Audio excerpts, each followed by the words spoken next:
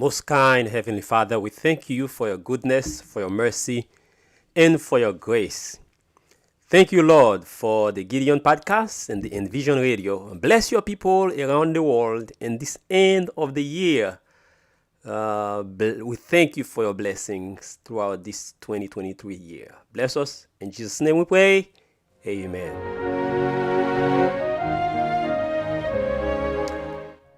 Well, we greet you and we thank God we had a beautiful 2023. Yes, it may have been challenging, but we made it. And today we have a special show for you. This is the Gideon Podcast. Every Friday, 3 o'clock on this great, awesome, trailblazing network, the Envision Radio. And also, this show is the Gideon Podcast. Gideon in the Bible, Judges chapter 6, 7, and 8, did a powerful work by the Holy Spirit. And we seek to do the same thing as God chose us to do. We will continue with our study of the Word about the true church, about God's church in these last days. We've been studying about, the true church of God. What does it entail? Well, today we continue with the true day of worship. Which day did Jesus keep holy?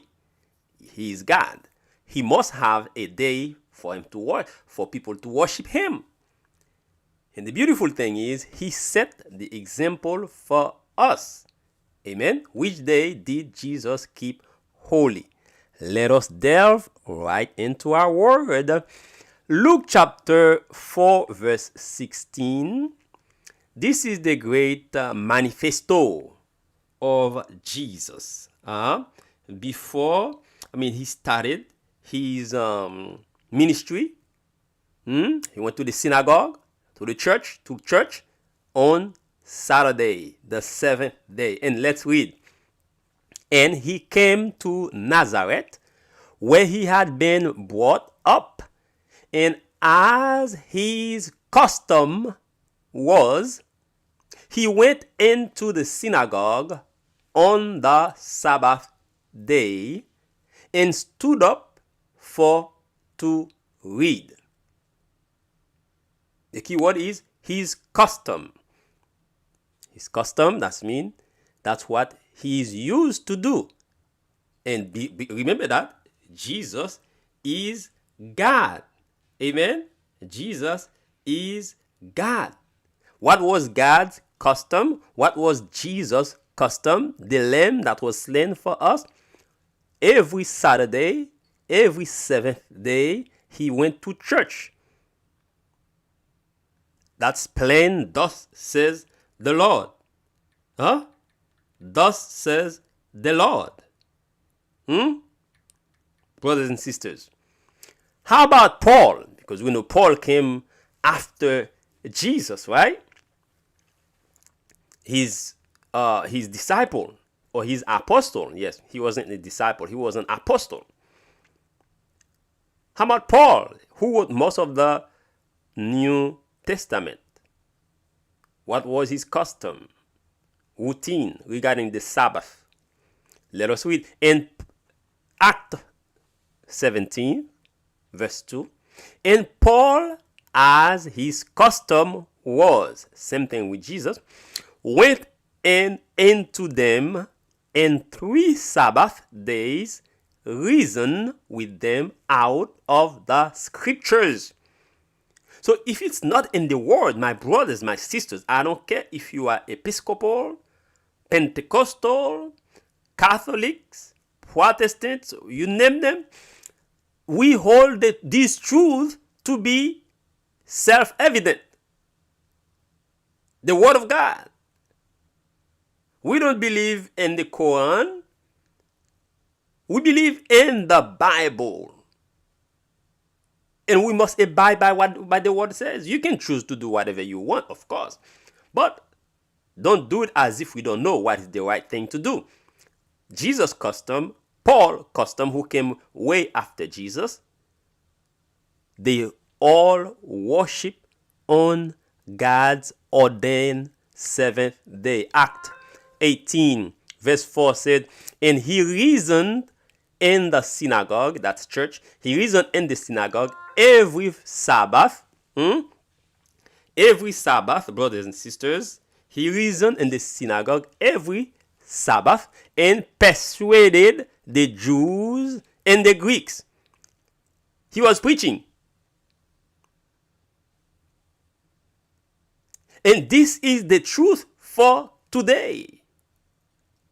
Brother Paul was preaching. Jesus set it up from the beginning, the Creator. Did the apostle also meet with the Gentile on the Sabbath? Let us go to the Bible. Act 13, verse 42 said, and when the Jews were gone out of the synagogue, the Gentile besought. When the Jews were gone out of the synagogue, the Gentile besought. Once again, synagogue, that's the church. Act 13:42 said, that these words might be preached to them the next Sabbath. So the Gentile, those who are not of the Hebrew faith, they said, I want to know the truth. And today, my brothers, my sisters, we must do the same thing. It's a revival. It's a renaissance. Black people, white people, you name them, whatever the different shades, different cultures, people, we must go back to the Word of God. As a matter of fact, this thing will bring about the persecution of the true Christian who stand by thus says the Lord. Today, people are they converging people to worship nature, to worship the earth, to be converted for all kind of change through the earth, through nature. But folks, this is leading us right to idolatry, worship of the beast. Jesus' blood saved us. Let's stay in the Word and the truth about the Sabbath, the commandments of God. That's what distinguish the true people of God versus those who will receive the mark of the beast and lost their lives. This is no joke, brothers and sisters from around the world. We have documents for you. As a matter of fact, let me not forget this website. You can check it out. 666 antichrist.info. 666 Christ.info. You'll find information about the mark of the beast, who the beast is, the national Sunday law. How will it all end? Folks, go there. 666 antichrist.info and share that word with your family, with your church, with your pastor. There are free books that details everything, brothers and sisters. Matthew 24 verse 20 says, but pray ye that your flight be not in the winter, neither on the Sabbath day. That's Jesus talking. Why? Because in the cold season, when we are persecuted, we have to run. We have to hide. We have to leave the big cities. Very soon, that's being prepared now. With all the changes that they say that happening in nature, in the earth. Folks, these are all traps to drive your attention from the real truth, from the real revival, from the real transformation that we need. Individually and for our families, for our churches, for our nation, and for the nations. Revelation chapter 14, verse 6 to 14. This is the word that must be preached now. In verse 6 of Revelation 14 says, then I saw another angel flying in the midst of heaven, having the everlasting gospel to preach to those that dwell on the earth, to every nation, tribe, tongue, and people, saying with a loud voice, what's the word? The megaphone, fear God and give glory to him, for the hour of his judgment has come.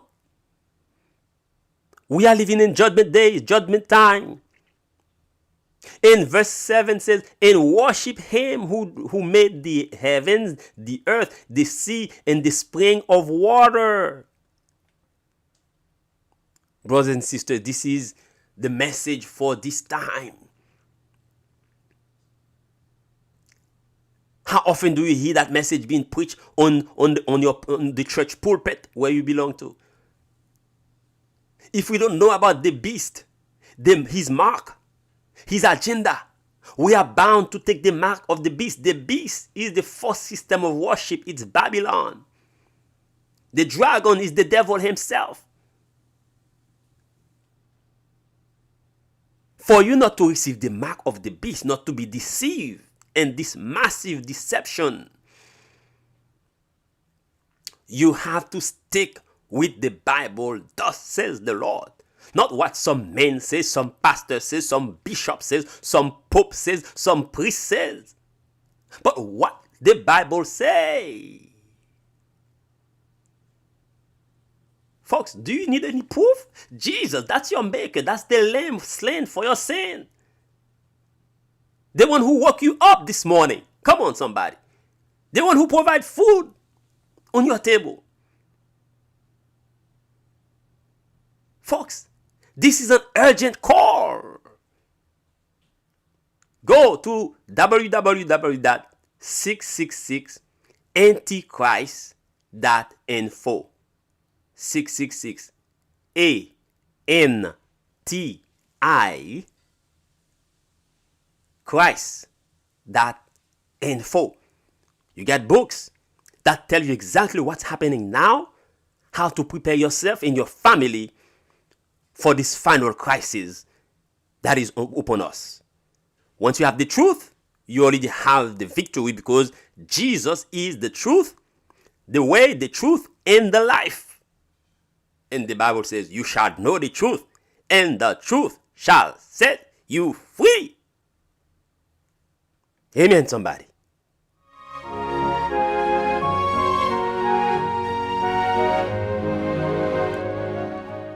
Oh, Lord, we thank you for your word, the living word, the written word. Thank you for this broadcast, this ministry, the Gideon podcast. Thank you for the Envision Radio, for our listening audience, brothers and sisters that have many challenges, health challenges, money challenges, or family challenges, relationship challenges, or nation challenges, and war. Have mercy on us, Lord. Save us through your truth. For you said, sanctify them by your word. Because sanctify them by your truth. Your word is truth. You are the truth. You are the way. You are the life. Thank you, Jesus. God bless you. Until next time. Peace. Shalom.